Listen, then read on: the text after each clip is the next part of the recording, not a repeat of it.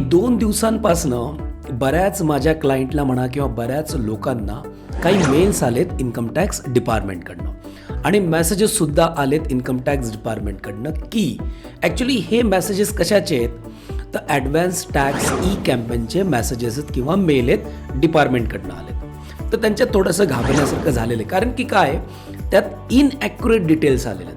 म्हणजे आता माझ्या क्लायंटसाठी तर तुम्हाला एकदा सांगतो की 2 क्लायंटला सेम आलेले आहेत, सेम फिगर्समध्ये आलेले आहेत की त्यांचा GST टर्नओव्हर 3 करोडपर्यंत आहे, GST पर्चेसेस 2 करोडपर्यंत आहे, तुमचा बिझनेस प्रॉफिट 1 करोडपर्यंत आहे, तुम्हाला पार्टनरशिपमधनं इन्कम मिळते जवळजवळ 2,65,000 असे सिग्निफिकंट ट्रान्झॅक्शनचे त्यांना मेल आलेत.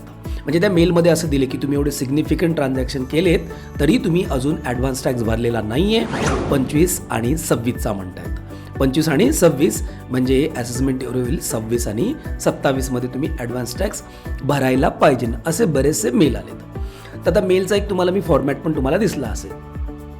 तर आता हे जे असे मेल आलेले आहेत ॲक्च्युली हे खरंच आहेत का तर खरं आम्ही चेक केलं तर त्याच्यात काहीही नव्हतं.